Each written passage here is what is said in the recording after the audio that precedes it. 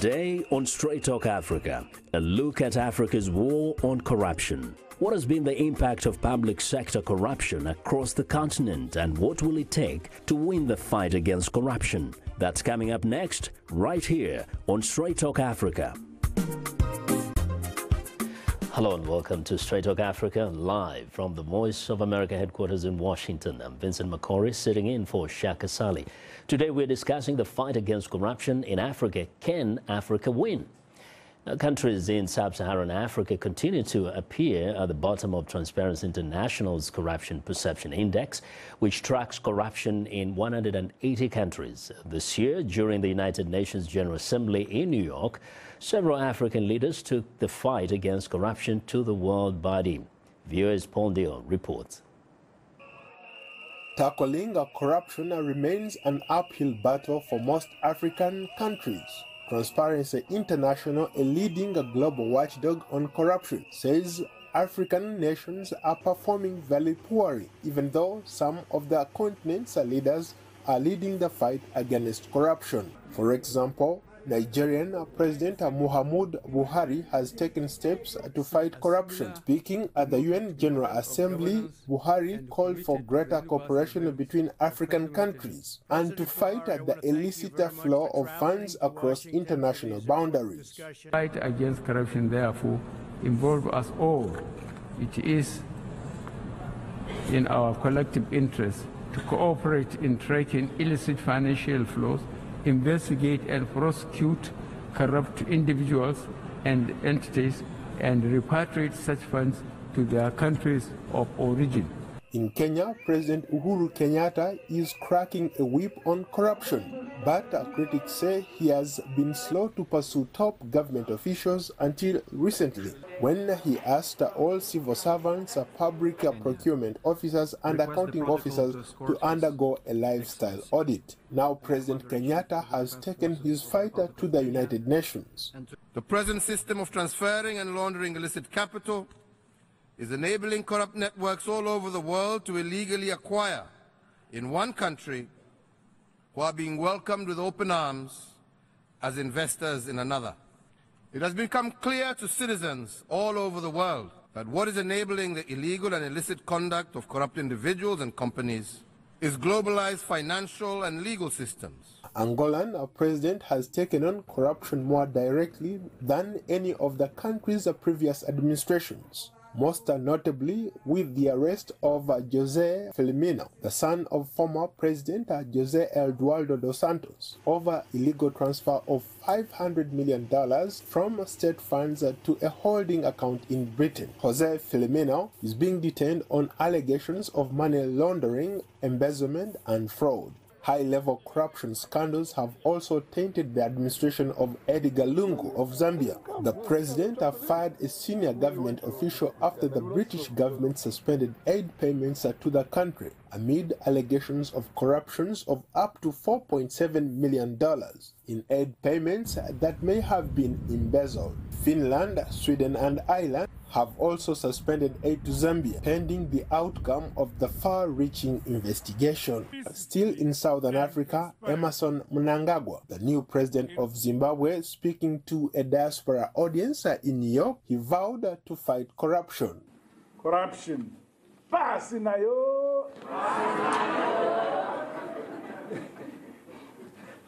We will fight corruption. In Liberia, containers full of newly minted currency worth more than 100 million have gone missing. The cash is said to have been shipped from Sweden late last year in the midst of Liberia's elections to choose a successor to President Ellen Johnson Sirleaf.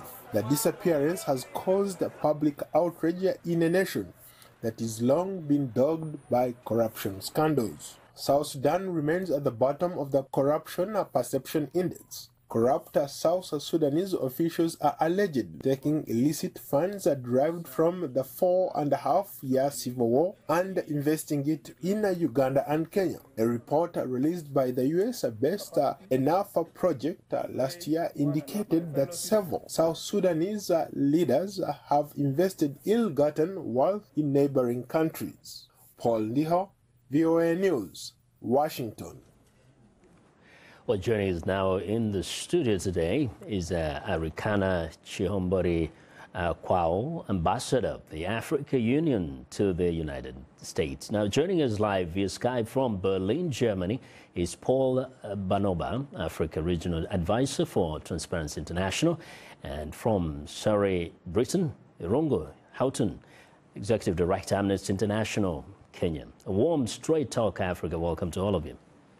Thank you for having us. Thank you very much. All right. Now, first I want to start here in studio with Ambassador Chihombori. The African Union Assembly declared 2018 this year the year of anti-corruption. And of course, the theme is winning the fight against corruption, a sustainable path to Africa's transformation. What does this really mean in practical ways? Well, in practical ways, we realize that corruption is really hindering development in all African countries in general. But let's be very clear. If we're going to be talking about corruption in Africa, let's also understand that it's a two-part process. There's corruption within Africa itself, and then there's corruption coming from outside into Africa. Mm-hmm. So both issues must be addressed, but very differently. What I find disturbing is that as we try to address and talk about corruption in Africa, everybody seems to concentrate on internal issues and completely disregarding the biggest issue, which is corruption coming from outside and fueling what is already going on within the continent. All right. Let me get your take. Paul, first in Berlin. I hope you listened to Ambassador Chihombori here saying that we need to look at both what's coming from outside and what is within the continent. As Transparency International, you prepare this statistics every year. What do you look at? Are you looking also at the impact of corruption from external kind of agencies or countries or organizations? Thank you so much, Vincent. Yes, and thank you so much for having us on this, for hosting us here. A very important topic for us, certainly. I would agree, certainly, with Ambassador Chihombori that there are dimensions to corruption, in specifically the kind of corruption that she's talking about, that in terms of investments, we do have, as you heard from President Uhuru Kenyatta and also from President Buhari, that we do have international cooperation bringing the challenge of what we call investments turning out to be losses from the African side.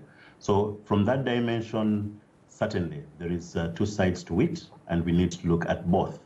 In terms of the work that we do with regards to the statistics, Vincent, that you're talking about, there are quite a number of tools, but I think the most famous one which you're referring to right now is the Corruption Perceptions Index, which is looking at the public sectors internally, the public sectors in the country and the level to which they're perceived to be clean. So that is certainly looking at the countries specifically. It's not looking at both dimensions. Yes, and actually I want to, before I go to Irungu, I want to just to mention the kind of corruption perception index, the kind of statistics we have here. If we can have this up on the screen, so that we get a sense of what it means, the public sector corruption and how it impacts the continent. It says the continent ranks lowest among global regions in the Corruption Perception Index, and this is the Transparency International's ranking of 180 countries by their perceived levels of public sector corruption. Roughly 43% of Africans are living in poverty, but at the same time, over $50 billion worth of stolen assets flow out of Africa every year. Misappropriated funds account for 25% loss of development resources in Africa. Of course, we have some hope there because it says Botswana, Seychelles, Cape Verde, Rwanda, and Namibia are right now scoring much better on the index compared even to some countries in Europe, including Italy, Spain, Greece, and Hungary. So there's a green picture there. A lot of money being shipped out of Africa. Here we're talking about billions, while so many are living in squalor. If now I may go to Surrey in Britain, Irungu, I want to bring Irungu in here. You probably had those numbers and the reality on the ground according to Transparency International, and then the comments from Ambassador Chombori Kwao. What do you say in terms of the responsibility of the Africans themselves as opposed to the those who enable corruption from outside of the continent?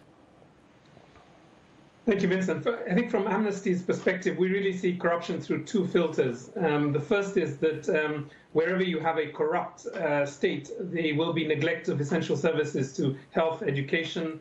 There will also be a neglected criminal justice system, and the police will not have the tools that they require to keep all of us safe.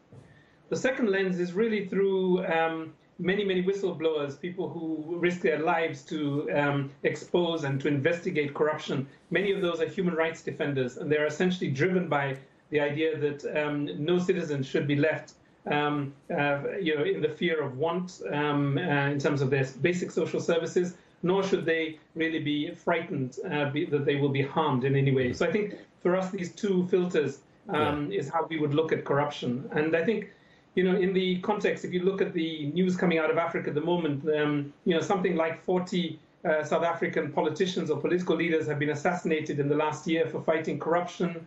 We've seen horrific cases of killings in Kenya associated with 2 county governors, the governors of Migori and Garissa. So in many ways, there is a fierce battle really for the conscience of the continent. And I think Transparency International helps us to think through this probably best when if you look at the bottom 5 most corrupt states on that index, they're characterized by no public services, child labor, huge inequalities, conflict, and violence. Many of them don't have a free press, nor do they have civil society organizations, and in many ways they are failed states. So the presence of corruption is fundamentally one of the blocks on human rights and democracy across Africa. Yes. Now, Ambassador, if you look at, the gentlemen have said quite a number of things here, but also you mentioned something about looking at it from the external forces. But how about the extent to which African countries can deliberately fight against corruption? And then the other issues can be taken care of.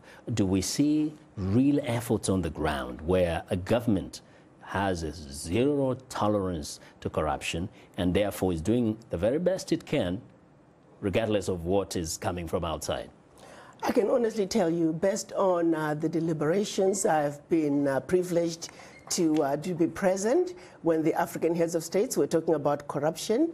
Yes, there is zero tolerance from the AU level and all the way down to the individual states. Yeah. That was one of the pivotal topics that we discussed. But the thing is, in most of the countries, the people who are actually considered the most corrupt are the leaders themselves. In fact, the closer you are to the top, the more corrupt you are, the more you are the beneficiary. And in our report, we just saw that, for example, in Angola, the former president's family members have been accused of corruption. In some of the sitting presidents' cases, they're accused to be the ones who are stealing their government's money, and the family members and their cronies. How can you fight corruption if you're the person who is actually the main culprit? Let me start by saying, I'm going to step back outside a little bit. I take offense in having this being highlighted as a uniquely African issue. It is an issue around the world. We have leaders who are corrupt around the world. Yeah. So just because we have a few leaders in Africa who may not be doing well by their people, let's not blanket all of Africa as a continent with leaders who are corrupt. Definitely, that is not correct. Definitely not. So, definitely not every leader is corrupt. Right, so but we're saying that there are leaders who, in their countries, they're the ones who are actually accused of amassing wealth, stealing from the citizens, stealing public funds and getting extremely wealthy along with their family members and their close friends. It is a fact, isn't it? We do have issues in some countries, yes. But what I can tell you from the AU level, keep in mind, the African Union is like any other family. We have the schizophrenic aunt, the alcoholic uncle. Yeah. We recognize who they are. We try to work with them. We do the best we can to continue to get everybody to be on the straight and narrow. Yeah. Now, it is a challenge. which is why we have made this year the anti-corruption year. And we will talk a little bit more about that, but I think the most critical issue is the extent to which people are held accountable. There's corruption all over the world, but to what extent are people being held accountable for their actions? But we'll do that after the break. Before pausing for a short break, we want to remind you that Straight Talk Africa is now streaming live on Facebook. To watch our show, just enter the keyword Straight Talk Africa and don't forget to share it with your friends. We are on Twitter and we are tweeting live. Follow us at VOA Shaka. That's VOA Shaka, and join in on today's discussion with your questions and comments. Don't forget to use the hashtag VOA Africa Corruption, and we'll air some of your comments later in the show. We'll be right back.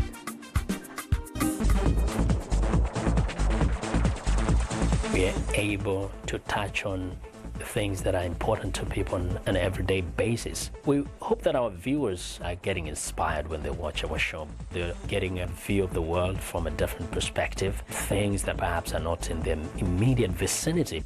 Today, I could put in on the show something that is a little different, a little unique, and this gives me that inspiration to come to work. The lyrics could be French, English, Portuguese, Bantu, Arabic. It is the beat. The African beat that counts. The beat does all the translations. It cuts across all languages and gives us the understanding that this is the African beat. It is so distinct and adhesive. It binds us together. African beat on the Voice of America. For more information, visit our website at www.voanews.com/AfricanBeat. Well, speaking to VOA, Sierra Leonean President Julius Maada Bio addressed the issue of corruption in his country. Let's listen.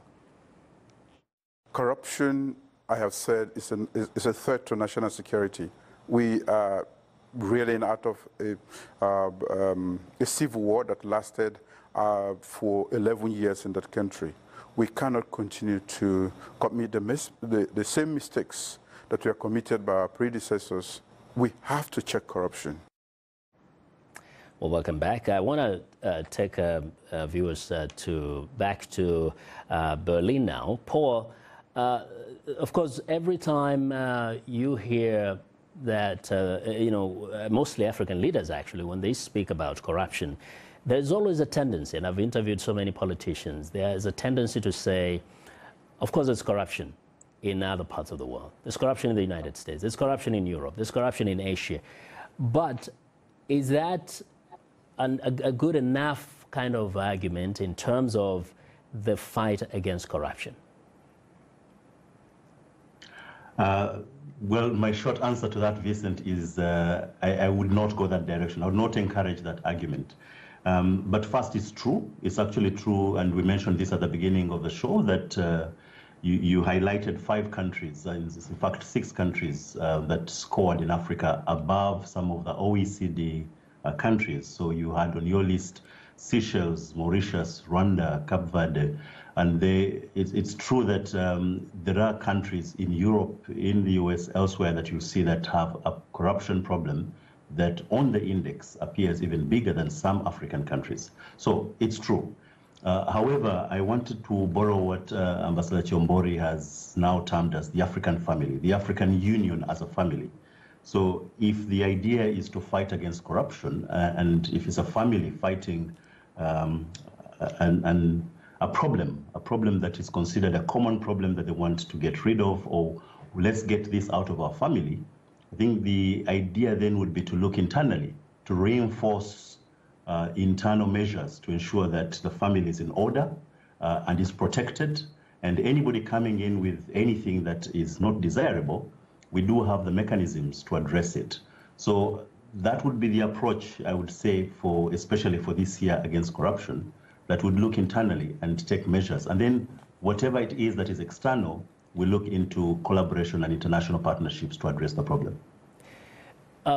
Irungo, your take on that, and also the fact that in so many of this, the number of countries we mentioned where there's corruption, of course, we know that the people who are in positions of power enjoy access to all the goodies. And you come from Kenya, you probably are familiar with people who joined politics just the other day, and suddenly they are millionaires. So where's that responsibility of the countries of Africa, the African family, where you would expect them to come a little clean and be more honest and say, we are stealing from our own citizens, we need to stop this? Yeah, I mean, I think the analogy of a family is probably misplaced in a couple of ways. I think it's much more complex than that, and I think the first response is that the primary focus has to be a national strategy to fight corruption. We know what works. There are 4 or 5 actions that are effective in case of fighting even big graft cases. Thorough and uncompromised investigations by the national intelligence, by criminal investigation units. It's important that these units of government are independent of the executive, because in many cases they are used by the executive to cover up cases rather than to pursue them to their logical convictions.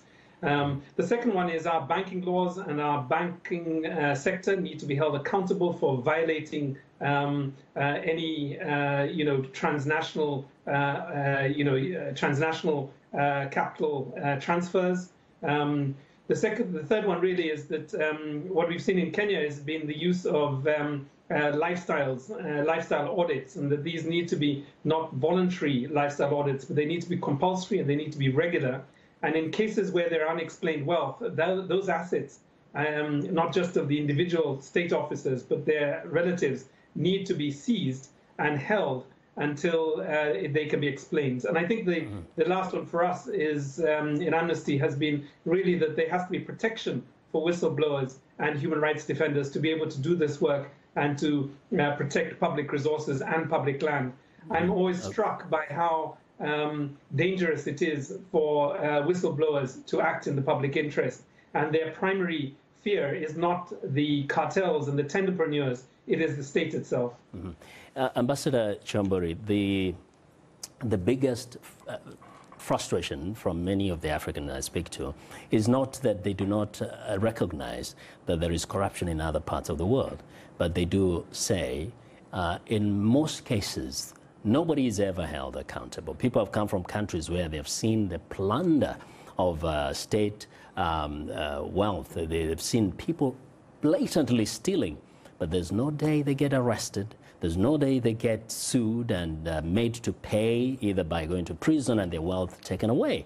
Yet in a place like the United States, we've seen people go to prison for even just attempting to solicit for a bribe. They never even got it, but they go to prison, 7 years, 10 years. So when African leaders are sitting in the African Union, do they discuss things like those? Like, how do we make sure we have institutions that can truly hold people accountable, including those of us in power? I can honestly tell you the decision to make this year the anti-corruption year, it took all that into consideration. The African leaders being very realistic and having conversations with each other to say this is a serious problem and internally we need to address it. That is being done. So are they discussing things like, how do you make sure you create an institution that it cannot be influenced by the executive, for example, that cannot be intimidated by the powerful and mighty in government? I mean, because without that, then this theme, this year is all just a slogan. Again, once the head of states gets into an agreement from the African Union level, we're now counting and hoping that we will have a policy mechanism to police the heads of states. Every 6 months, twice a year, the heads of states are coming back and reporting on the progress that they have made in fighting corruption within their countries. But let me take you back a little bit. While we are busy talking about this corruption in terms of what the actual leaders are doing at different levels, let's also look at the environment in which they are operating from. Let's take, for example, the Francophone countries. When you look at the limitations which were set up by them signing the Pact for the Continuation of Colonization back in 1958.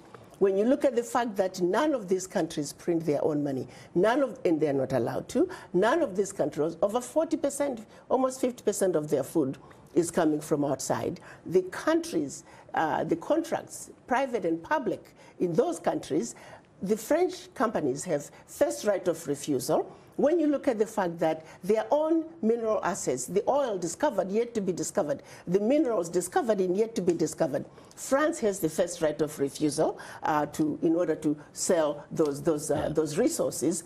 When you look at all that, their own military is trained by France.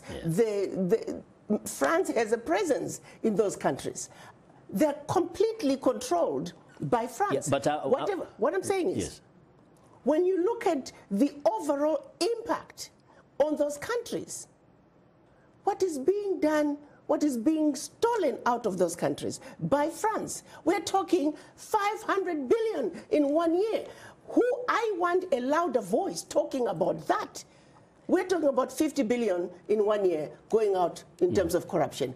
I'm also saying I want the loudest voices to talk about the 500 billion. But let me finish. Yes, ma'am. Because if this 500 was to stay in the continent, maybe we will have enough money to do more for the people. The Francophone countries are being left with about 15% of their reserves. There are those, though, who have more money. I'm saying, we're saying those have more money. It's a case of who's got the larger crumb. Let me finish. Yes, who's got the larger crumb of the crumbs under the table? That's all I'm trying to say. So we're busy fighting. No, because this is a very important issue for me. And we need to understand it as Africans for what it is.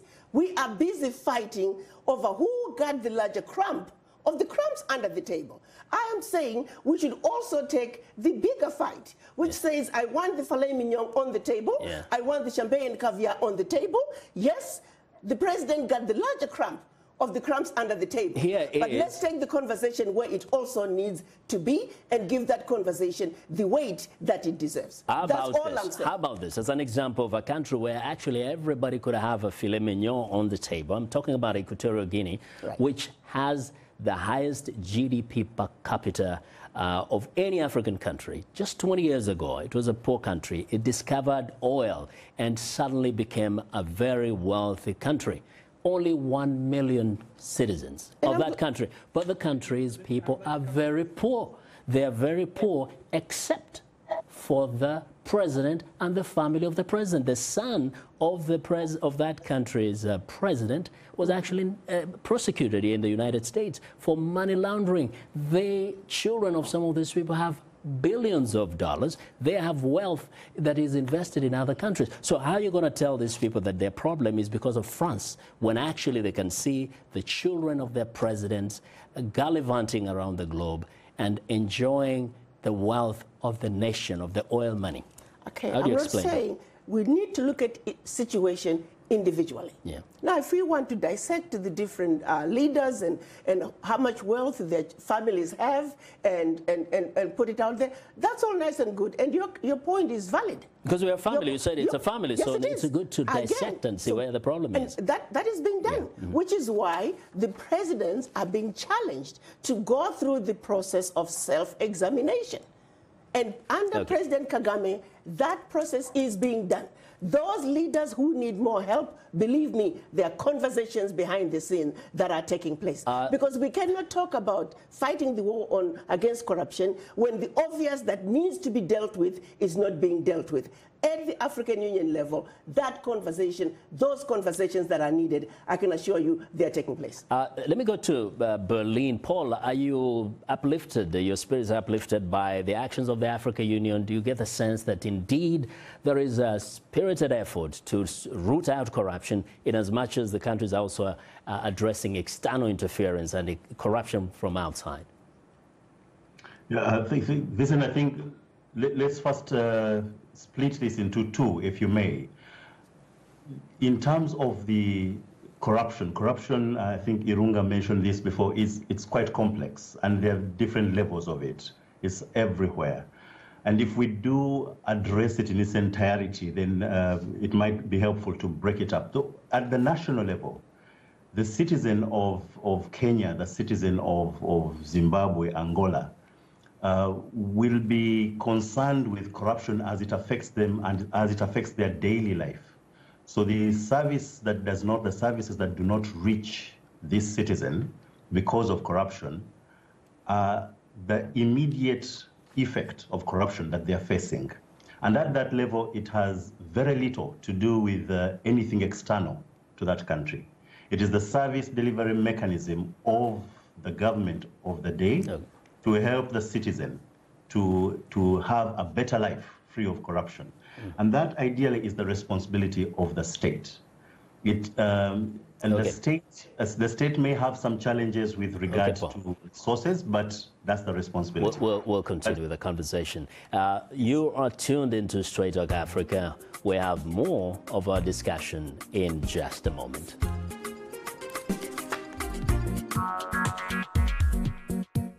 Like Voice of America on Facebook.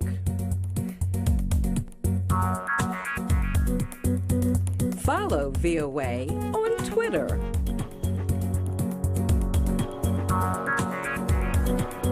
Join VOA on our YouTube channel. Like, follow, join VOA. Today's youth are not just the next generation of African leaders, they are today's leaders. And this is the time to invest in them. Today, not tomorrow. So let's connect, let's engage with each other on issues that will transform our societies. Innovation, leadership, entrepreneurship, things that you're doing to move the continent forward, to make you the greatest generation that Africa has known. It's Up Front every Wednesday, 1730 UTC, right here on the Voice of America. Well, a reminder that we appreciate the audience feedback. Straight Talk Africa streams live every Wednesday on Facebook, and you may also watch us live on your mobile device. Just download the VOA mobile app. Now let's look at what's on tap for next week's program.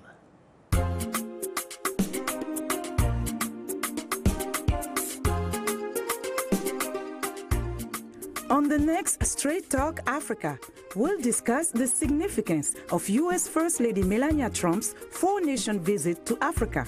Mrs. Trump is promoting child well-being during her stops in Ghana, Kenya, Malawi, and Egypt. The U.S. First Lady visits Africa on the next Straight Talk Africa. Well, today we are talking about the war on corruption in Africa. Our guests are Arikana Chombori Kwao, Ambassador of the African Union to the United States. Joining us live via Skype from Berlin, Germany, is Paul Banoba, Africa Regional Advisor, Transparency International, and from Surrey, Britain, Irongo Houghton, Executive Director, Amnesty International, Kenya. And before we went to the break, we're talking about this perception that you know, more is going out, and therefore we should focus a little more on what is being stolen. Irongo, a question I'd asked Paul was, do you get the sense that actually African countries, especially this particular year when they have a theme of winning the fight against corruption, are doing certain things in a very practical way to fight against corruption in a real way that we can see results come next year, come 2-3 years from now? So I think the ambassador is correct in the sense that we do need to keep an eye on the global corruption that keeps Africa underdeveloped and essentially hemorrhaging its resources to Europe, North America, China, and other countries. So there is no single narrative on corruption.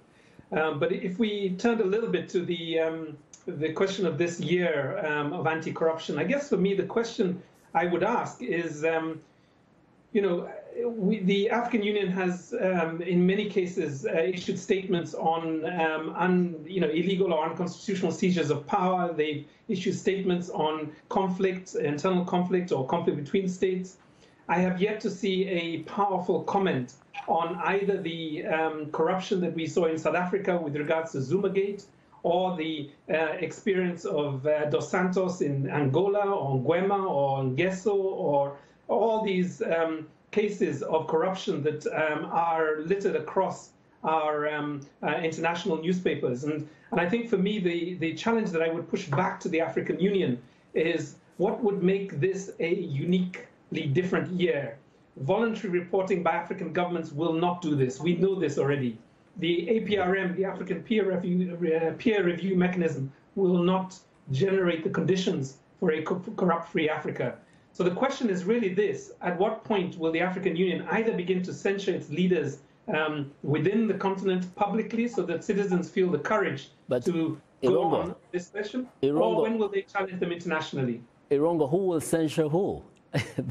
Who is going to point? That's my question, essentially, is that until the African Union as a body, whether it be the African Union Commission or the Permanent Representatives Committee or the Executive Council, until we start to see some strong statements in opposition to the corruption we're seeing in our continents, then the African Union will find itself caught up in essentially a non-effective and ineffective approach to corruption, and it will leave that struggle, that fight, to citizens and anti-corruption organizations in the continent, but not driven by the states.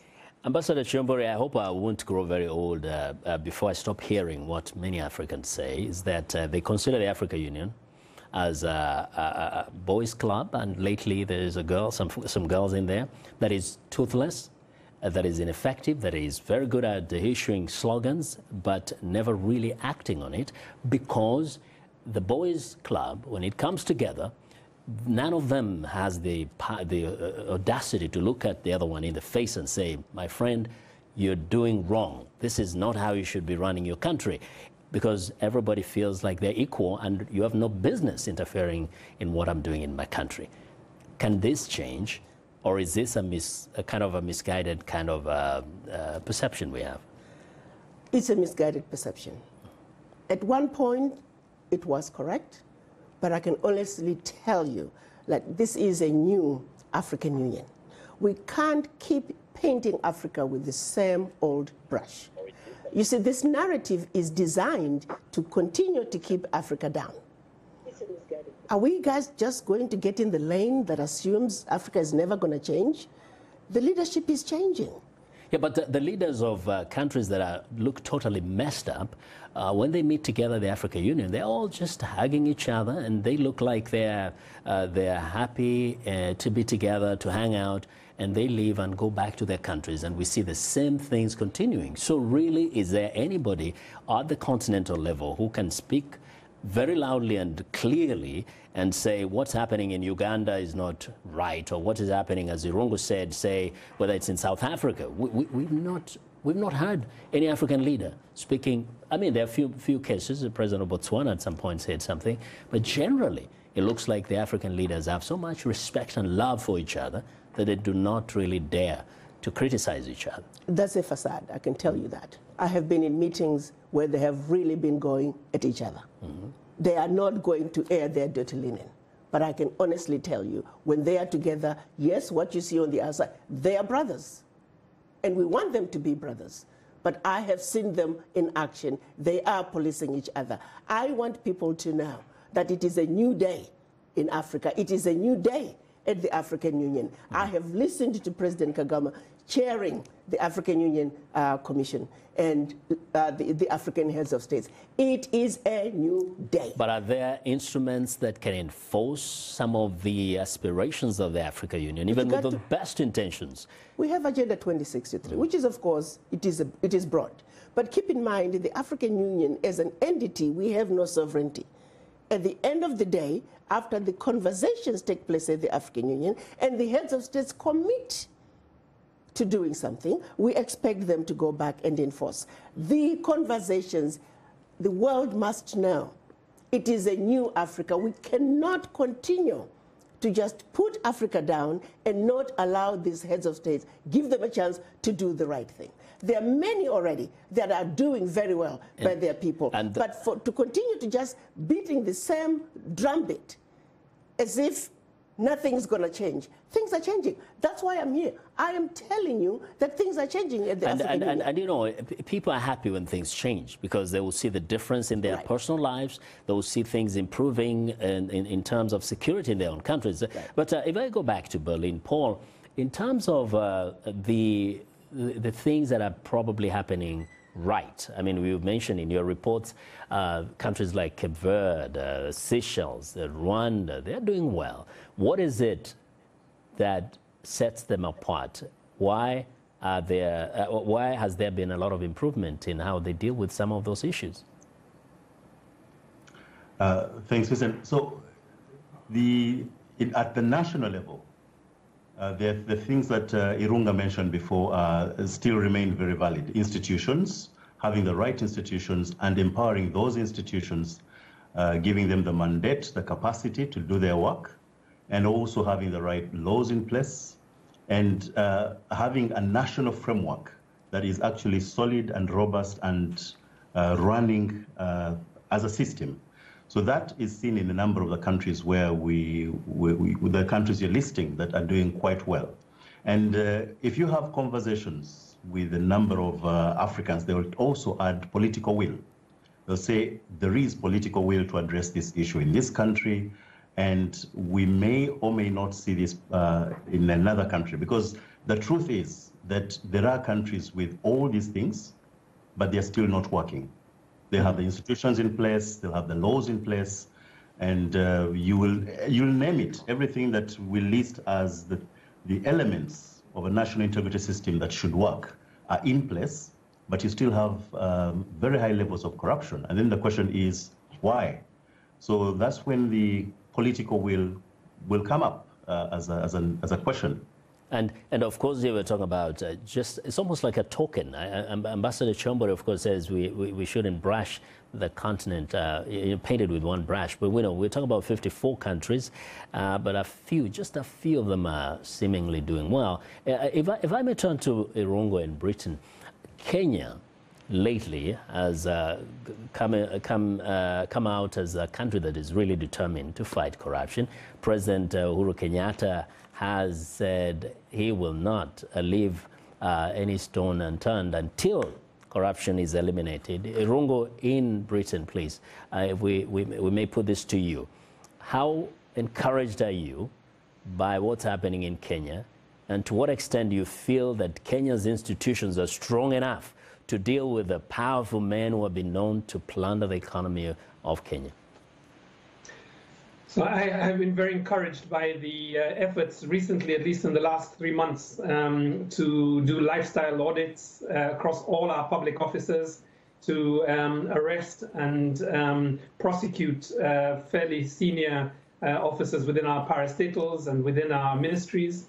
There are, of course, a number of allegations being made about more senior government officials, and I would hope that this war against corruption would not be used politically to shield certain people and to target others, but really would be a genuine approach to cleansing the public offices that are so important for our country. So I think that's the first thing. I think what is missing a little bit, not just in Kenya, but in other places, that I think the allure or the attraction of corruption has become so powerful. To give you one example, in Kenya, there was a opinion poll that was done that demonstrated that about 70% of young Kenyans would commit a corrupt act if they could be immunized from prosecution.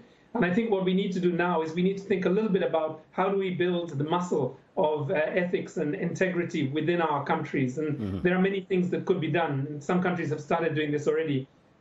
New ideas, like, for example, giving incentives for people who file their taxes early, that essentially provide support to the communities that whistleblow. There are many ways in which we can create an incentive, because at the moment there is really no incentive in people taking action on corruption. There is simply risk and a sense that you may be persecuted, and that needs to change. Yeah, now talk about prosecution. In fact, in a recent interview with VOA, Ghanaian President Nana Akufo-Addo talked about the government, his government's efforts to combat corruption and corrupt officials. Let's listen to this. Several trials are going on. Efforts to delay those trials by means or the other. The trial against the former chief executive of Cocoa Board, who was very much a central feature of what the allegations that had gone on before. It's on. There are others that have also been started. But once they leave the hands of the executive, once the Attorney General lays the complaint before the courts, it is a matter for the courts. It is no longer a matter for the executive. That's the system we've chosen. And a system that for myself, I think is a good system. Yes, because we don't want one person to be judge and jury. No, you lay your complaint, make the allegation, and let other people investigate it to see whether there's any weight in it. Due process. And due process. Yes, and so there's some effort, say in Ghana, they say they're taking care of some of the officials, but all this you find is from previous regimes. So there's hope that perhaps new leadership in some countries, like we've seen in Angola, is taking care of, you know, trying to clean up the mess from the past. That's what you're seeing in Sierra Leone. That's precisely what I'm trying to tell you, yeah. that there is a lot that is being done. Yeah. And I'm here to let the world know that we're not just sitting back and allowing the past to continue. So but even in those countries, if you do not entrench institutions that can live on and actually exist even beyond the current leaders, you can always slide back, or the gains can be lost after some time. Again, you're making an assumption that the current leaders are not addressing that. Why? Well, we'll be happy if we get evidence that that is happening. Do you see Nana Addo not addressing that? Well, we want to see that continuing, and we'll obviously... I am telling you that it is happening. Yeah. And rather than just to sit back and think it's business as usual, I am telling you it is not business as usual. You cannot honestly look at President Addo and expect him to not put everything that needs to be put in place. You're making an assumption that the African leaders don't know what they're doing. No, we're asking the question so we can get the response. So you're answering that. This is the response I'm giving. You're saying it's happening. That the African leaders, through the leadership of my chairman, Musa Faki Mahamat, the president of the African Union, President Kagame, they're on it. They're developing institutions that will not only serve the purpose for now, but into the future. Into the future, and they have zero tolerance, and they are speaking to each other and with each other as to way forward for the African continent. And corruption is right at the core of it all. What we're asking is for those who are coming from outside, bringing corruption to Africa, that they too begin to think again about their activities within Africa that are also going to make it at a larger scale. You see, corruption has various layers. Yeah, President Kenyatta mentioned that. Are there more African, or should we see more African leaders also actually raising concern about those who are bringing corruption into the country? That needs to be the loudest voice. Yes. And yet those have no voice at all. Nobody's talking about them. But the presidents need to mention that. The African leaders need to say, hey, we don't want your corruption. We don't want you to continue in, you know, kind of stealing our property, our wealth, and also introducing corruption in our countries. Here's another question.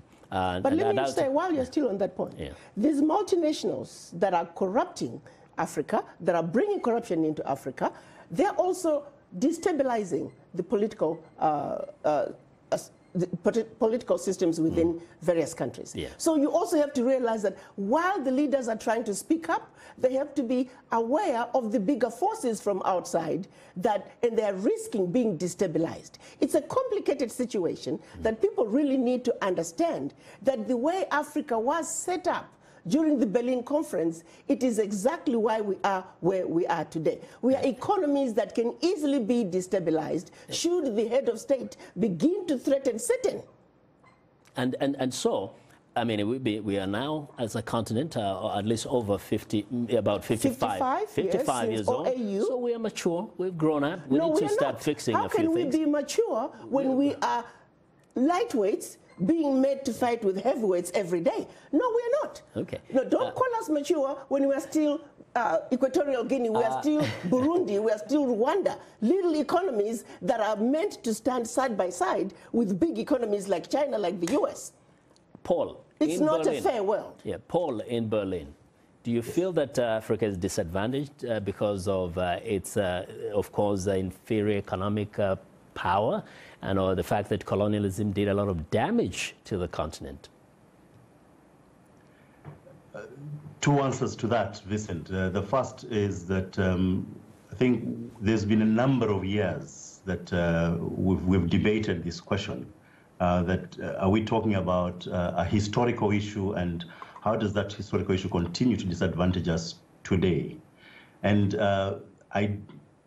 it can creep into the corruption angle, but the question that I would have is that when people come in from outside, because we're talking about corruption coming in from outside, when they do come in from outside and they find these 55 different entities, the difference between what they'll find in some of the countries that you listed that are doing better with the corruption question is that they will find robust institutions that have been built during that time.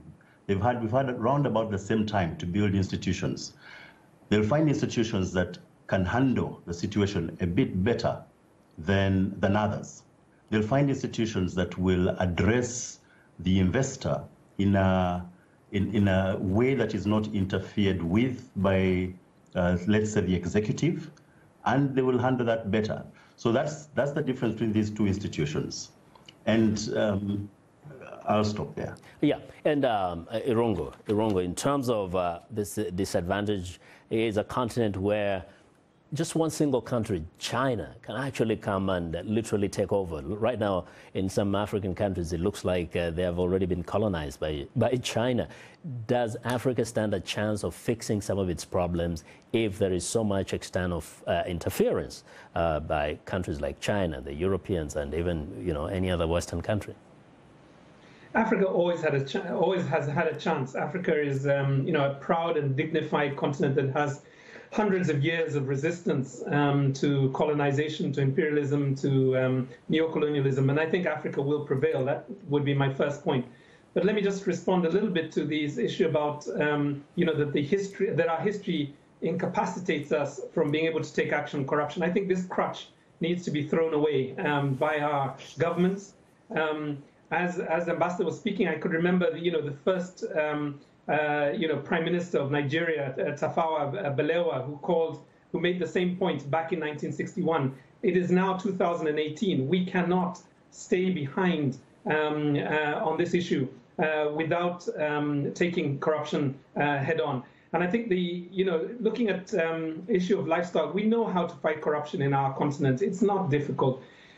Lifestyle auditing, was needed, back in the Bible when Jacob tricked Esau out of his birthright. It was needed when, the East African chiefs were tricked out of land by the Imperial British East Africa Company back in the 1890s. We know how to fight corruption, and if we don't, we just need to remember the late Thomas Sankara, who not only led a people against corruption, but he created a country that was named after integrity. And I think the only simple thing we need to say to our leaders and to the partners like the Chinese and the Americans and the British is that we must really demand of our leaders that we did not send you to public office to do business with our state. We sent you there to deliver services, and we sent you there to protect our public resources. And if you cannot do that, you should step aside and allow the billion others on our continent to step up. Yes. Ambassador Chihombori, does it disturb you and even other African leaders that the quickest way to become a millionaire in so many of the African countries is getting into politics, becoming a member of parliament, join the cabinet, become a governor, and it's become a fact. Many young people aspire to that. What does that mean? If that is happening in Africa, it's no different from anywhere else in the world. That's just the nature of human beings. Again, I disagree with you when you try to make an issue a uniquely African issue. It is happening in other parts of the world. It is wrong when we see it happen. We must speak to it.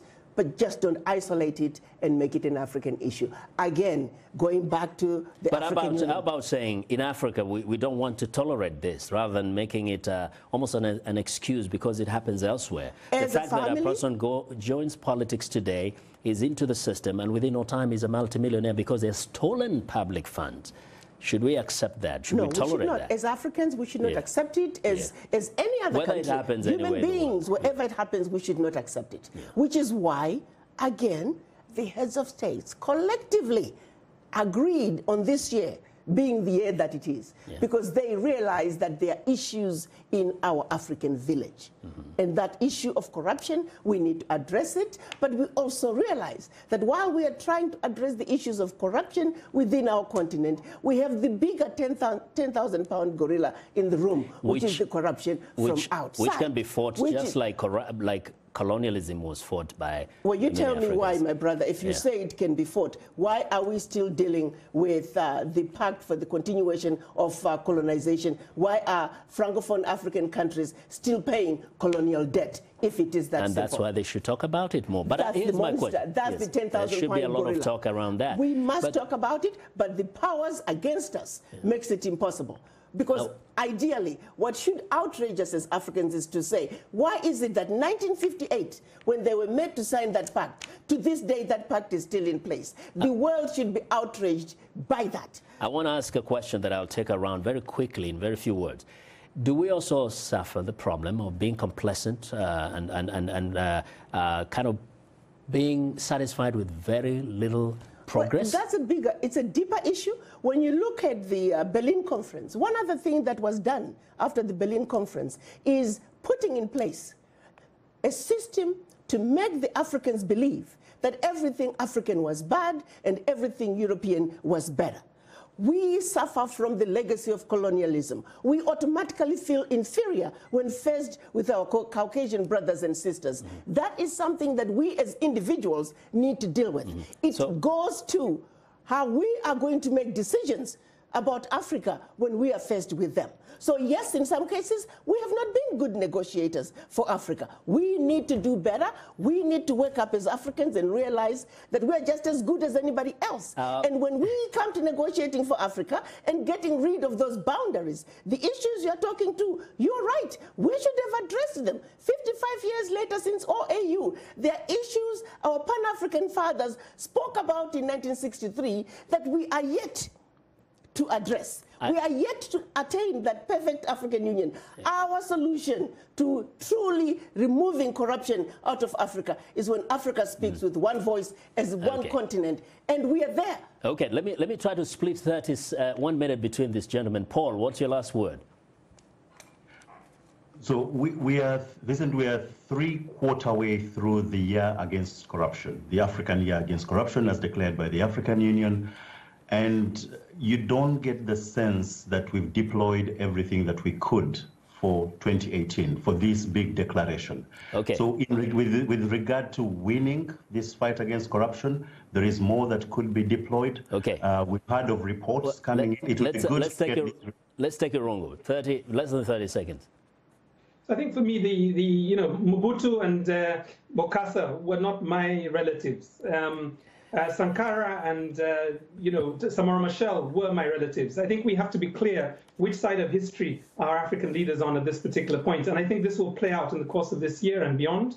But I think the key point that we need to say is that Africans must demand of our appointed and elected leaders to live within their salaries or to step down and give us the opportunity to elect new leaders that can be able to take this action. Thank you. On that note, thanks to our guest, Ambassador Rikana Chombori Kwao, Ambassador of the African Union to the United States. Paul Banoban, Africa Regional Advisor, Transparency International, and Irongo Houghton, Executive Director, Amnesty International, Kenya. Thanks to our affiliate stations, along with our viewers and listeners.